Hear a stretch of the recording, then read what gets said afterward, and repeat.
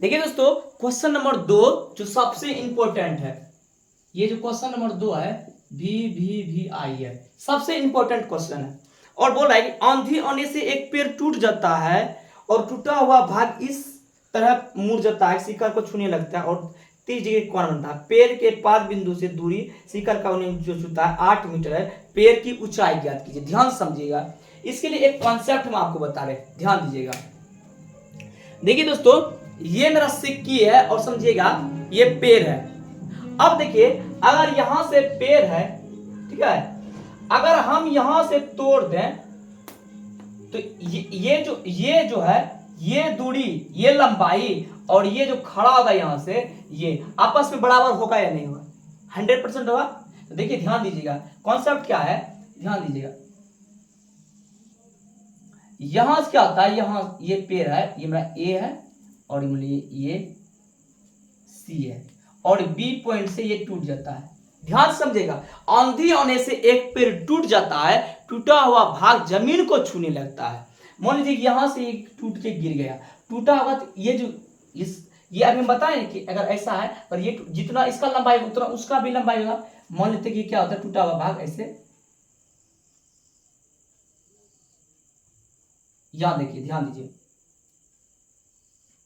ऐसा हो गया।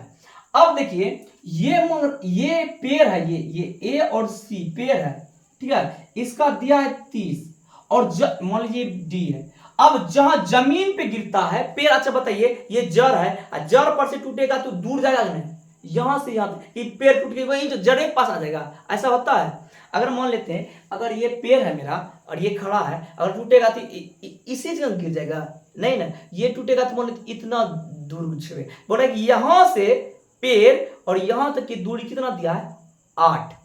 ध्यान दीजिएगा, 8 दिया है, 8 मीटर। तो पेड़ की ऊंचाई ज्ञात करने बोल रहा है, पेड़ की ऊंचाई ज्ञात करने बोल रहा है। तो बहुत इजी तरीका से बता रहे हैं। तो मान लेते हैं, माना कि ए और सी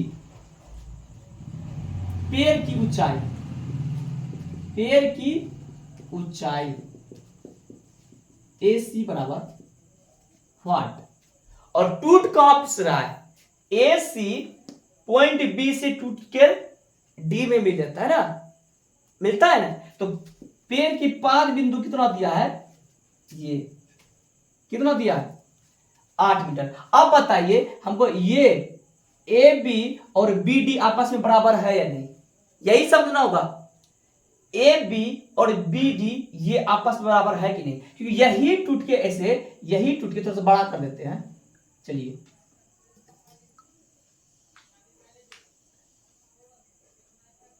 यही टूट के इधर झुक जाता है इधर, तो मेरा ये और ये आपस में बराबर है, ठीक है, ये बहुत इंपॉर्टेंट है। तो ध्यान दीजिएगा, आप इसमें लिख सकते हैं, क्या लिखिएगा, आप लिख सकते हैं कि ए सी और बी पॉइंट से क्या होता है, गिर जाता है और गिरने के बाद क्या होता है, डी बिंदु पर मिल जाता है और इसका दूरी दिया है। या फिर डायरेक्ट आप लिख सकते हैं, पाद बिंदु की दूरी कितना दिया है, आप पहले लिखिए, चूंकि ए बी बराबर बी डी, ठीक है, और सी डी मान दिया है 8 मीटर। आपको निकालना यही है, यही। अब ध्यान दीजिए, ये दिया है और हमको निकालना ये पूरा। तो एक बार ध्यान दीजिए, एक बार इसमें चलेंगे और इसमें चलेंगे, ठीक है, और फिर क्या करेंगे, इसका जो मान निकल के इस दोनों को क्या करेंगे, जोड़ देंगे। मान लीजिए इसका 8 निकला और इसका 12 निकला, बस। और ए सी पूछ रहे हैं, ए और सी, तो जोड़ दीजिए, 12 8 20, आंसर खत्म। लेकिन ध्यान दीजिए, एक बार किस में चलना है, एक बार इसमें चलना है और इसमें चलना है। तो चलिए, त्रिभुज बी सी डी में किस में चलेंगे, इसीलिए सम कोण त्रिभुज बी सी डी में थीटा की वैल्यू 30 है। अब ये मेरा क्या है, आधार, ये क्या है, लंब। तो आधार और लंब किस में होता है, tan में। tan थीटा बराबर सी डी या बी सी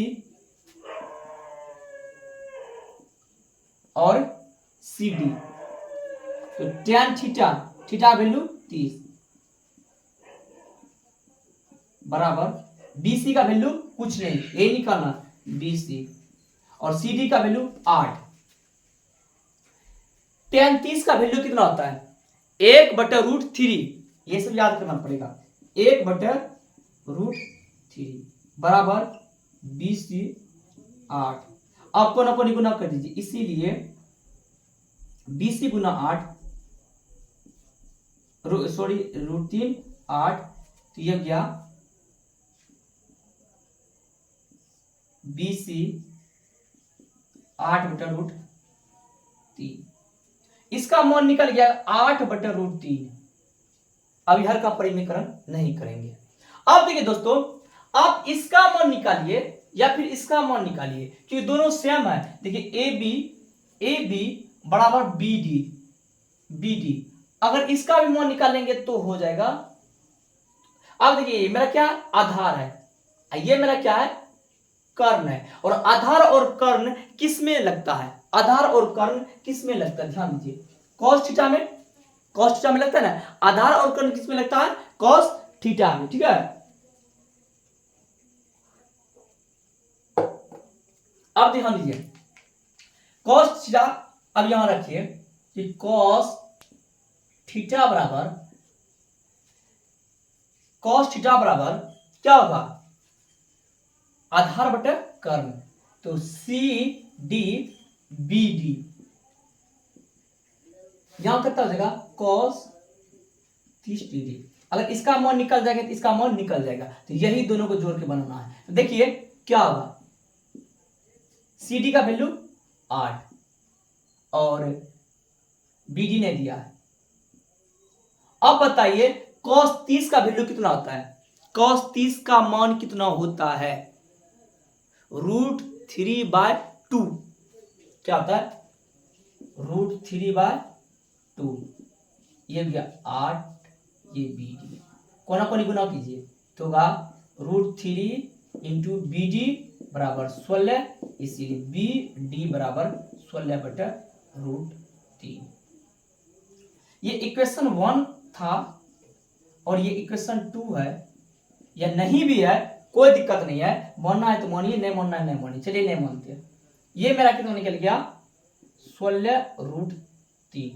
ध्यान दीजिए दोस्तों, आपको हम बताएं, आपको निकालना क्या है? AC मतलब यहां से लेकर यहां तक आप दिमाग लगाइए, इस दोनों को जब जोड़ देंगे आंसर निकल जाए। इसीलिए आप लिख लीजिए, इसीलिए AC बराबर AB प्लस BC, तो AC का वैल्यू 16√3 8√3, ये कितना हो जाएगा? भिन्न का जोड़ कीजिए, √3 16 8 24, ठीक है। हर का परिमेकरण कर देते हैं, ये क्या हो जाएगा? √3, ये हुआ √3, ये हो गया 3 24 √3 8 या 24, 8√3 मीटर आंसर।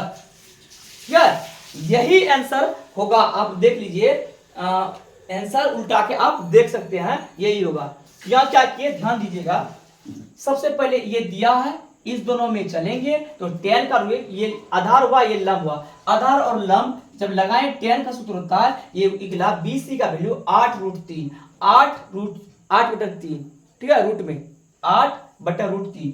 अब उसके बाद चले, इसका मान निकालिए फिर इसका मान, क्योंकि आपस में दोनों बराबर है। तो अब देखिए BD और AB आपस में बराबर है, तो जब आपस में बराबर है तो आप इसका निकाले 16/√3 निकला। यहां हम लिख दीजिए कि BD और AB आपस में बराबर है, इसीलिए AC बराबर यहां से यहां तक निकालेंगे, तो इसको और इसको जोड़ दिए, इतना जोड़ इतना जोड़ दिए, तो 8 16 और 8 24/√3। 24 देखिए 24/√3 जो हुआ √3, इसका हर का परिमेकरण किए, यहाँ क्या किए? √3/√3, तो क्या होता है?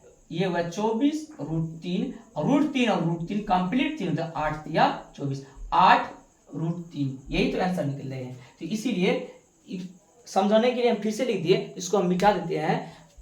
और आप अच्छे तरह से क्या कीजिएगा, इसको लिख लीजिएगा। अगर नहीं समझ में आया वीडियो को पुनः देखिएगा, समझ में आ जाएगा। ठीक है, इसको अच्छी तरह से लिख लीजिए, ये बहुत इंपॉर्टेंट है आपके एग्जाम की दृष्टि। ओके।